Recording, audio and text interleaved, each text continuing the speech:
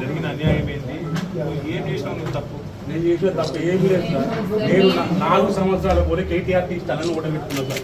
అదే బతుకమ్మ గడగడ నడిపించుకుంటున్నాను సార్. నేను ఎవ్వరిని ఏమన్నా, నేను ఎవ్వరి దగ్గరికి పోలేను.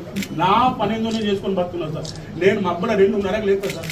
2:30కి లేచి మేము ఇద్దరు మార్కెట్లోకి వచ్చి ఛాయ్ అమ్ముకుంటాం సార్.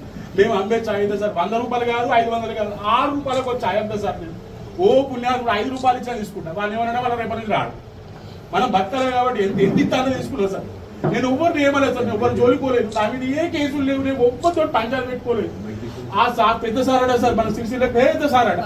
ఆ పెద్ద సార్ వచ్చి మన బతుకమ్మ కట్టచ్చి పోయేటప్పుడు మంచిగా పెట్టారు సార్. వచ్చినప్పుడు ఆ సార్ మనసులో ఏమనిపించింది లేదు.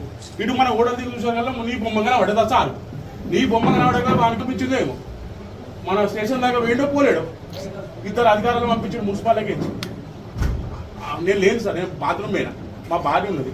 మా భార్య చెప్పినాడు, అమ్మ మీరు హోటల్ బంద్ చేయండి, మీకు లైసెన్స్ ఎందుకని అడిగినాం సార్. మేము ఎందుకని అడిగితే ఏం చెప్పలేదు. ఎన్నిసార్లు అడిగినా ఏం చెప్పలేదు. అక్కడ రోజు ఛాయ్ తాగడానికి వస్తారు కదా, వాళ్ళే అడిగారు ఎందుకు బంద్ చేయమంటారు, ఏ కారణం చేత బంద్ చేయమంటారు అని అడిగితే ట్రేడ్ లైసెన్స్ కావాలని అన్నారు. ఎందుకు లైసెన్స్, వీళ్ళు ఏమన్నా అక్రమంగా ఏమన్నా చేస్తురా, లైసెన్స్ దేనికని అడిగారు. వాళ్ళు అడిగితే లైసెన్స్ లేదు, బంద్ చేయాలన్నారు.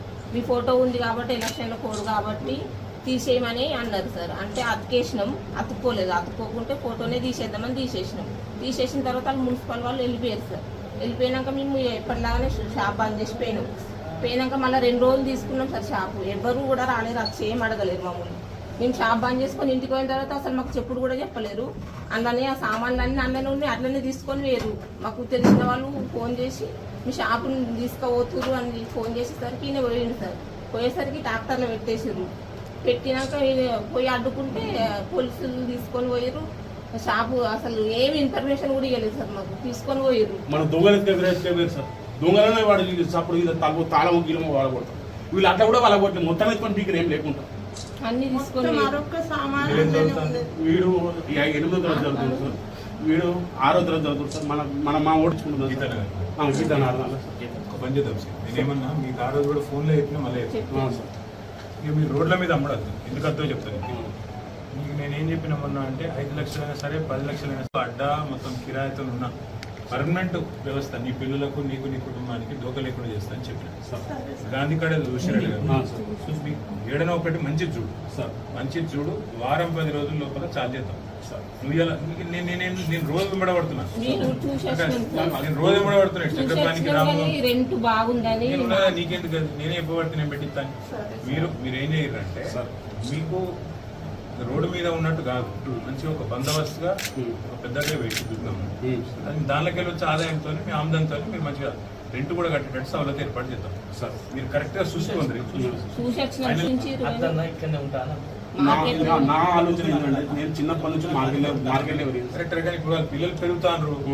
నెక్స్ట్ లెవెల్ పోతా పోవాలా సార్. మరి అందుకే మంచిగా చూడు సార్. పెట్టుబడి పెట్టి నేను పెట్టిస్తాను నీకు ఇచ్చిన బాధ. నువ్వు ఆ గాంధీ కాడ చూడు సార్. మంచిగా చూడు, మంచిగా ఇంతజాం చేద్దాం. చేసినాక దాంతో నుంచి ఆమెదంతో నువ్వు అన్ని నడిపించుకోవచ్చు సార్. నీకు ఎంత వస్తుంది ఇదివరకు నెలకు? నాకు 20 దాకా నువ్వు కరెక్ట్ గా నడిపినావు అనుకో సార్. 30,000 40,000 దాకా సంపాదించవచ్చు. కరెక్ట్ గా మంచిగా మనం చేసుకుంటే సార్. అర్థమైంది. 4,000 14,000 10 13,000 రెంట్ పోయినా మళ్ళీ ఇంటికి 27,000 తీసుకొని పోవచ్చు. ఆ పని నువ్వు సరిగ్గా చూసుకో. ఇంతజాం మొత్తం నేను చేస్తా చేసి నేనే వచ్చి నీ బంక్ కార్డు తీసుకోవాలి. అడ్వాన్స్ అంతా నేను పంపిస్తాను సార్. ఇక నువ్వు వారం రోజుల లోపల చాలు కావాలి సార్. అదే కాకుండా ఇంక వేరే కాడ నీ ఇష్టం సార్. నువ్వు ఏడ పెట్టుకుంటావు అదే ఇదే కాదు. నీకు ఏడంటే ఆడ పెట్టుకో. నీకు ఏడైనా సరే ఏడైనా సరే కానీ పూర్తి స్థాయిలో మళ్ళీ ఎవడు ముట్టకుండా కావాలి.